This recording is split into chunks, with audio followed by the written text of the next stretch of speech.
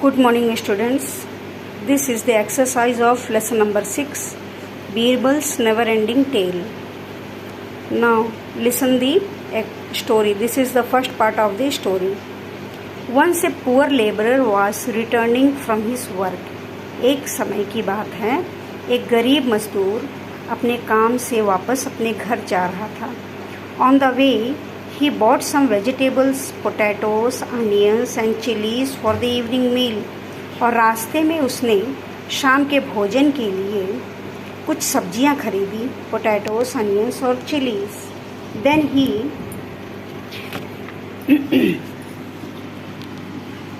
Stopped in front of a sweet shop. उसके बाद वह एक मिठाई की दुकान पर स्वीट शॉप पर के पास जाकर खड़ा हो गया. There were many things like jalebis, barfi and laddoos. वहाँ पे बहुत सारी स्वीट्स थे जैसे jalebi, barfi and laddoos. He looked at the price and decided he could not afford them, so he just enjoyed the pleasant smell and turn. उसने उसकी प्राइस देखी, दाम देखा और ये डिसाइड किया कि वो उसको अफोर्ड नहीं कर सकता, उसे परचेज नहीं कर सकता. फिर वह उसके प्लीजेंट स्मेल को एंजॉय किया और वहाँ से जाने लगा.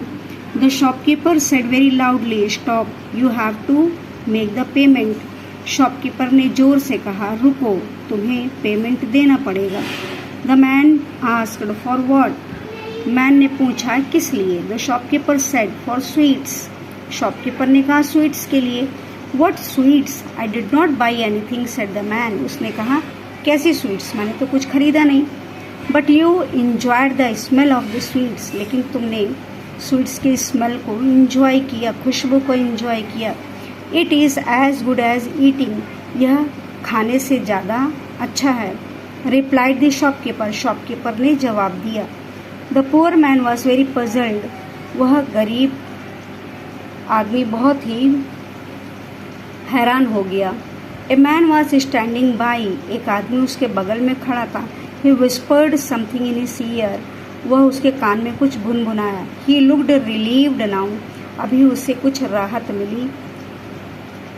Now the exercise from this part is a who was passing by the sweet shop. A poor labourer was passing by the sweet shop. B what vegetables did he buy? He bought potatoes, onions and chilies. C what sweets did he see? He saw jalebis, barfi and laddus. D who said you have to make the payment? The shopkeeper said you have to make the payment. E who whispered in his ear? A man standing by whispered in his ear. Now the second part of the story is I am going to explain it. Listen carefully. The laborer had a few coins in his pocket. Laborer के मजदूर के pocket में कुछ coins थे. He went up to the shopkeeper and jingled them. So they made a lot of sound. वह shopkeeper के पास गया, उसे जिंगल्ड किया जिससे सिक्कों की आवाज़ आने लगी. The shopkeeper seemed happy that his trick was worked. Shopkeeper खुश हो गया कि उसका ट्रिक काम आ गया. He said, "Well, you have money, pay my due." उसने कहा, अच्छा तुम्हारे पास पैसा है तो मेरा ड्यूज बकाया पूरा कर दो. The man said, मैन ने कहा, I have paid. मैंने पेमेंट कर दिया. The shopkeeper said, शॉपकीपर ने कहा, No, you have not. नहीं, तुमने पेमेंट नहीं किया. You have to make the payment. तुमको पेमेंट देना ही होगा. The man said, मैन ने कहा, You heard the sound of my money. तुमने मेरे सिक्के की आवाज़ सुनी. If smelling is as good as eating, then hearing the jingle of money is as good as getting paid.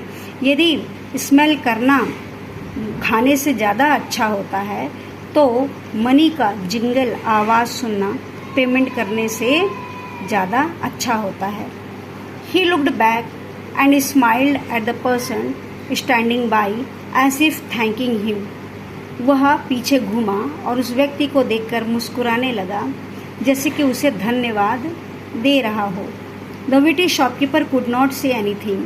चालाक शॉपकीपर कुछ कह नहीं पाया. He got paid in his own way. उसको अपने ही तरीके से जवाब मिला. like tit for tat. Now the exercise. Tick the correct option. Number 1. The laborer had some coins in his pocket. Number 2. The laborer jingled the coins. Number 3. The shopkeeper seemed happy. Number 4. The laborer said, I have paid. Number 5. The shopkeeper could not say anything. Thank you.